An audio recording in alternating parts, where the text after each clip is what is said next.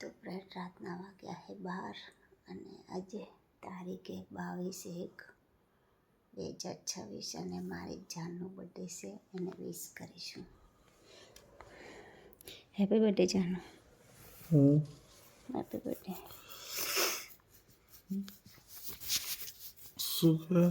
Happy birthday. Thank you so much.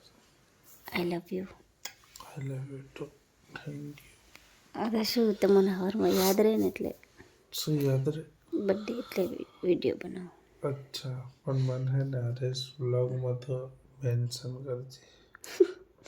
ઘણી વખત શું કરું, રાતે ઉઠીને બર્થડે કહી દઉં, પછી સવારમાં કહે મને તો કીધું નહીં બર્થડે તે, એટલે આજે વિડીયો બનાવી દઉં. એટલે હવે happy birthday. Thank you. Thank you.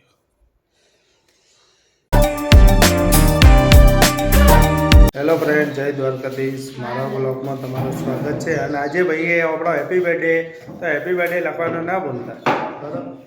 અને દેખો ભલે રહ્યો ફ્રેન્ડ હેપી બર્થડે, પણ અમારી શું કહેવાય હેપી બર્થડે એમ બધો વિશ તો કરીએ, પણ એનાથી અનોખું શું થયું હોય ખબર? આજ આપણે કોમ ધંધે લાગ્યા હો, અને કોમ ધંધે કેવા લાગ્યા દેખો. આજ રાતે તો કાલ તો પેલા રૂમનું થતું હતું, બરાબર? અને આજે હજી આ કોમકાજ થાય રહ્યું.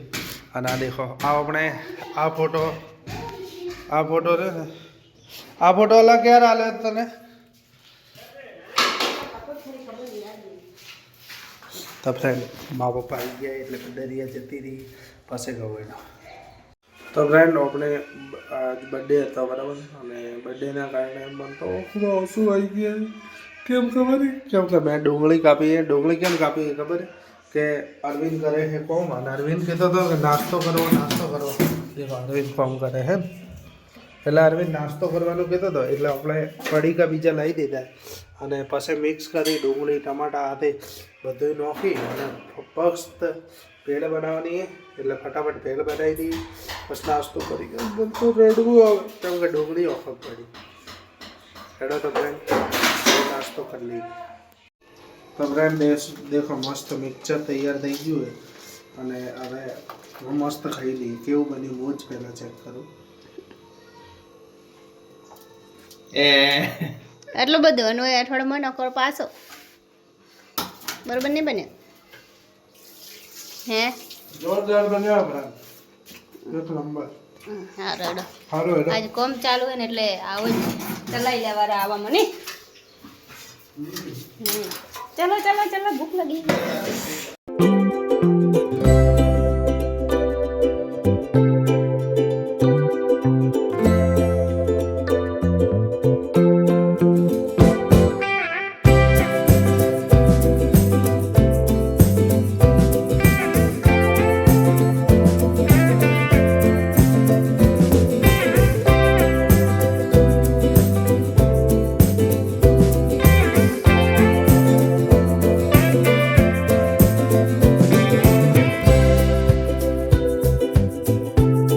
ફ્રેન્ડ દેખો આ બધું સામાન બીજું કાઢી નાખ્યું હોય, બધું ઢાબા ઉપર પડ્યું હોય.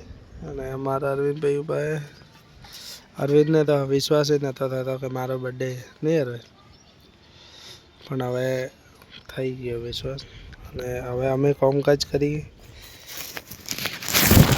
તો ગઈએ પાર્લર, કેમ કે એને કામકાજ વધારે અને પછી રજાઓ ના પડે લગ્નમાં, એટલે હવે આપણે રજાઓ તો પડવાની, પણ હવે કરવું એ કરવું પડશે.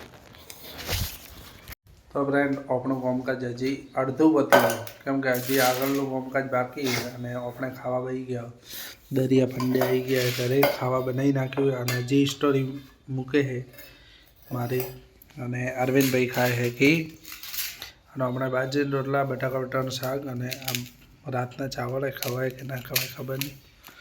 આપણે જ ખાઈ લઈએ, મસ્ત બને તો ખાઈ લેવાની, એમાં વળી શું. બપોર હોજ સવાર કોઈ ના કહેવાય, ઉતરી જાય તો ફેંકવા પડે. તો ફ્રેન્ડ જમી લઈએ અને પછી લગભગ ઓફિસે જવાનું.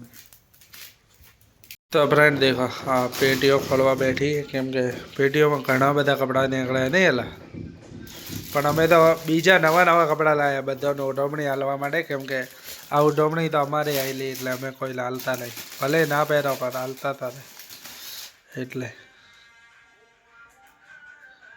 અને આ બાજુ દેખો કેટલી બધી ઉઠવણીઓ પડી. આ એક પેટી ભરેલી પડી, એક આ પેટી ભરેલી પડી. ફ્રેન્ડ આપણો જન્મદિવસ હતો એટલે આપણે સવારમાં તો આવ્યા નહોતા. હવે 9 વાગી ગયા એટલે આવ્યા હો બરાબર. હવે દર્શન કરી લઈએ. દેખો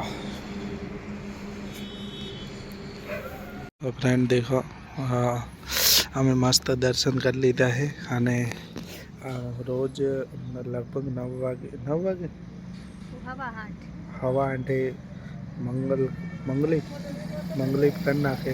પણ આજ મારા કિસ્મત સારા હતા કે 9:30 વાગે હું આવ્યો પણ મસ્ત દર્શન થઈ ગયા અને ખરેખર મને ખૂબ મજા આવી ગઈ.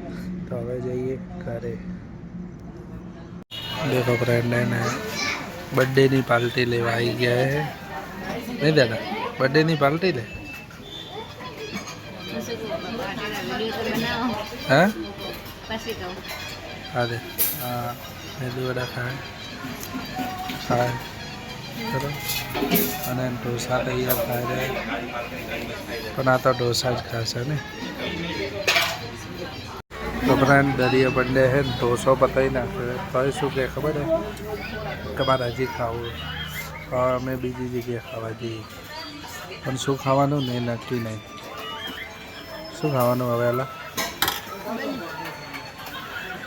કહે તો ખરી આઈડિયા આવે. ઉત્તપમ ખાવું, ઉત્તપમ.